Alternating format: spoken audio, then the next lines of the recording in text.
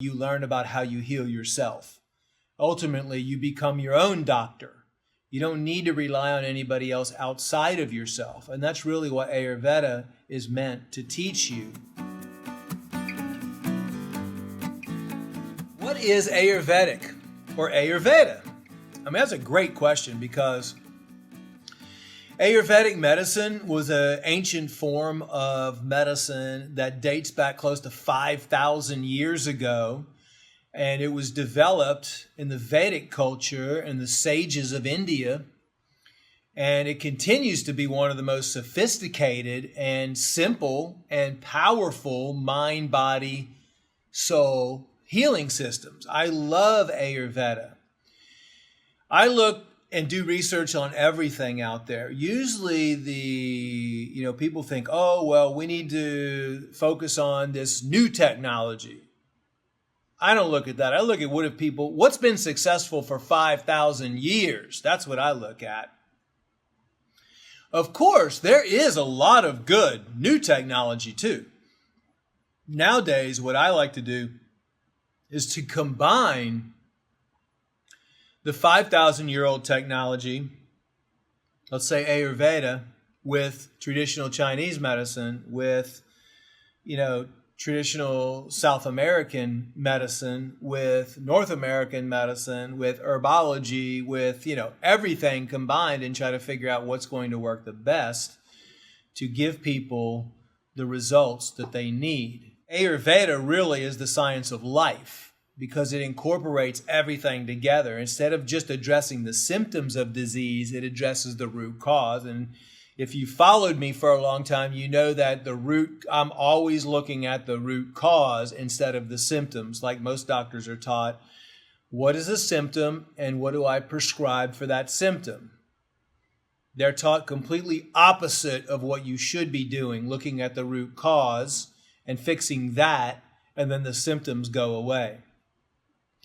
So if you break down Ayurveda, Ayur means life and Veda means science or knowledge.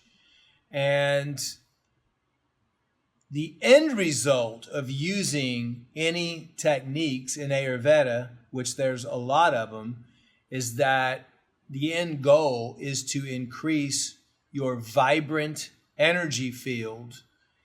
But not only that, it's for you to realize, this is what I love about it, what I've learned in my 20-something years of studying natural medicine, is that everything always ends up, you learn about how you heal yourself.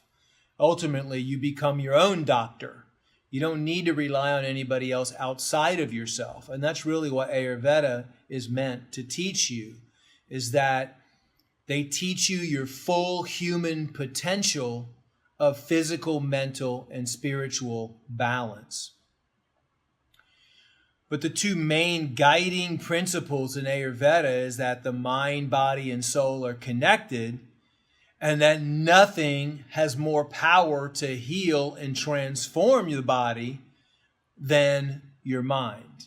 Because your mind ultimately is going to be the one that's making the decision for you to do something about your health, for you to create change in your daily routine, for you to not to choose the wrong foods for you to eat. I mean, when you think about it, the mind ultimately, in the majority of cases, unless you've really worked on controlling your mind, which is a basis of Ayurveda, it's always your most resistant enemy. I mean, it can be your best friend or it can be your enemy, because like when you see that piece of pizza and your mind's going, look, go eat that piece of pizza. And then you have to, but the mind also controlling your mind, says you have to be able to say, no, I'm not going to go eat that piece of pizza. So Ayurveda is really designed to help you understand that nothing has more power to heal and transform your body than the mind does. And the basis of Ayurveda was on the mind-body types, or what they call the doshas. And the doshas express unique blends of how the physical and emotional and the mental systems in the body blend together.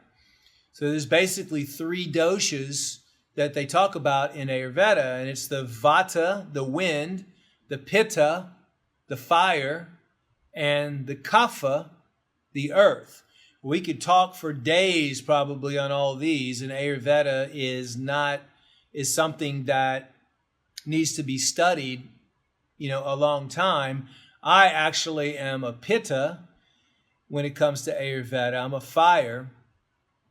And what I'm going to do is I'm going to post a link from Deepak Chopra's website below. He has a really good quiz that you can fill out in probably about 30 seconds that will analyze and tell you which one you are, if you're a pitta, a vata, or a kapha. And you'll be able to learn more about the mind-body types and identify your own individual type. If you're a vata, a wind, that means that you're usually very thin. You feel really light, you're enthusiastic, you're energetic, and you're adaptable to change.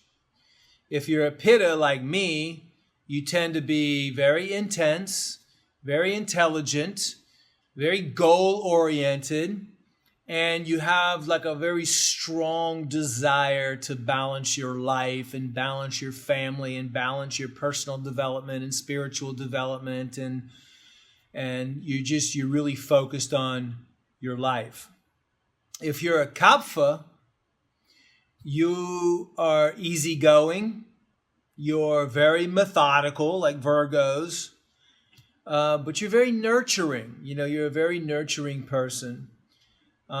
We all have all 3 of them, by the way. Like we all have all 3, and usually you have a dominant one, and then the second one, and then you have an undominant one, which is still there. So you have one that's the dominant, one that's more dominant, and one that is less dominant.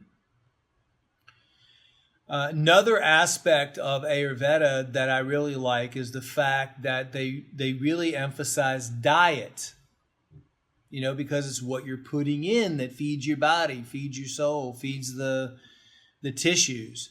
And what in the Ayurveda diet, the Ayurvedic diet system, they really go off of incorporating the tastes, the 6 Ayurvedic tastes in each meal, which is sweet, salty, sour, pungent, bitter, and astringent. Astringent, that's 6. Try to do that in each meal. And when you do that, all of your nutrients and your food groups will be represented. So you'll also notice that you'll feel satisfied when you do this, and you won't have the urge to snack, and the urge to overeat is diminished when you incorporate these 6 tastes into your diet at each meal. One other thing is that each meal should contain all of the colors of the rainbow. They've been promoting that for a long time, and the reason why is because they would see rainbows 5,000 years ago, and they would think that it was a message that because food that they would find in nature also was very colorful. And so it was one of the reasons how the Indian sages came upon that God or the universe was presenting us a rainbow, and those fruits or the colors of the rainbow were the foods that we were supposed to eat. So foods that are red, orange, yellow, green, blue, indigo, and violet are going to be extremely healthy for you and should be included with your meals. And those colors also usually have the highest antioxidant content and the highest nutrient content, and those foods also can boost your immunity and ultimately enhance your health. So some of the other tips that Ayurvedic practitioners that I've met with and studied under always kind of recommend is, number one, they always recommend, and I recommend this too, is to always sit down to eat in a nice, quiet environment. Don't eat your food in front of a computer or a TV or while you're driving or while you're working.